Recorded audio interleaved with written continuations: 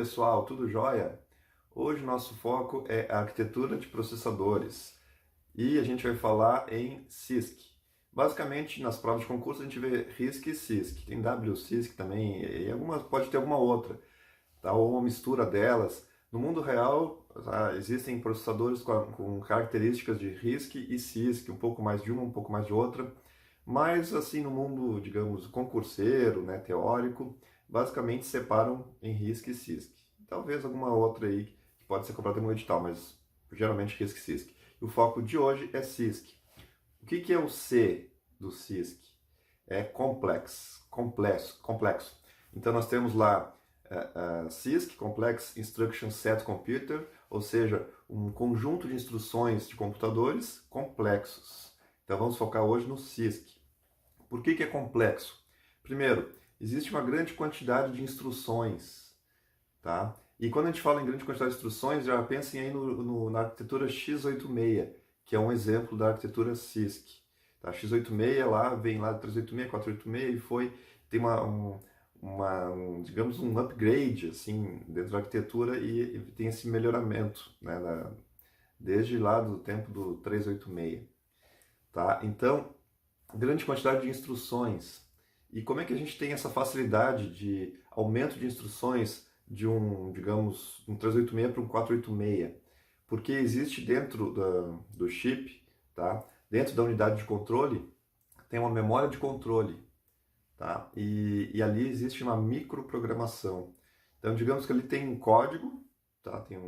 E eu consigo acrescentar instruções lá dentro. Fazendo uma analogia assim muito rasa, como se fosse lá, eu criar uma função lá dentro de uma linguagem C, lá em alto nível, mas a gente está falando lá em baixo nível, tá? Lá no assembly ainda, tá? Código de máquina que eu represento com assembly. Então eu consigo, dentro dessa microprogramação, acrescentar instruções e fazer um upgrade, tá? E tendo um processador novo dentro da minha família de processadores. Claro, se eu ainda tiver espaço dentro dessa minha memória de controle. Então, digamos que eu tenho uma memória controlada com tamanho X, e aí eu usei meio X. Para um próximo upgrade aí, próximo produto a ser lançado aí dessa família, eu ocupo mais 10%, mais 5%, enfim. Eu consigo fazer esse upgrade utilizando muito do que já foi utilizado lá nas anteriores. Essa é a ideia. Então, existe essa criação de novas instruções com custo quase zero, desde que haja esse espaço. Por outro lado, eu tendo essa microprogramação ali dentro da minha unidade de controle, lembrando lá de CPU, tem a ULA, UC e registradores. Se a minha UC ocupa mais espaço, porque a minha memória de controle está dentro da UC, da minha unidade de controle. Se eu abro, né, ocupo mais espaço, eu tenho menos registradores. Tá? Se eu tenho menos registradores, eu tenho que ter acesso à memória. Então notem que nós temos os modos de operação aí da arquitetura CISC: registrador, registrador memória e memória registrador.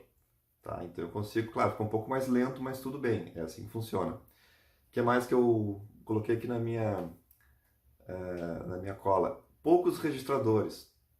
Então, a CISC tem poucos registradores, vai ser o contrário da RISC lá. Por quê? Porque essa minha UC ocupa mais espaço e eu tenho a possibilidade de ter uma operação lá. Então, tenho lá a instrução add, sub, multiplicação, etc. E eu consigo operar essas instruções com a memória diretamente, coisas que eu não consigo lá na RISC. As minhas instruções têm largura variável.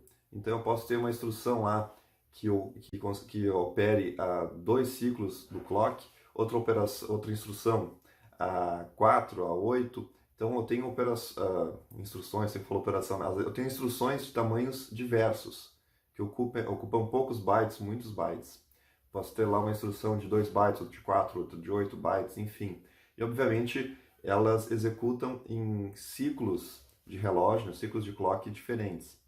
Tá? Então, outra característica é essa, tá? A largura variável, esse tempo de clock diferente, o que dificulta a implementação de pipeline, que é um assunto a ver no outro vídeo lá em processamento paralelo.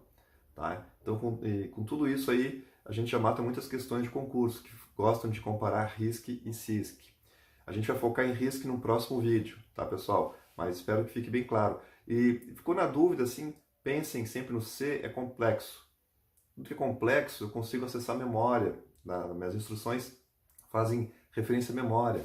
Também podem ter lá múltiplos modos de endereçamento. Eu posso ter endereçamento para memória, incluindo vetores, então são coisas mais complexas, não são coisas muito simples, são C de complexo, tá?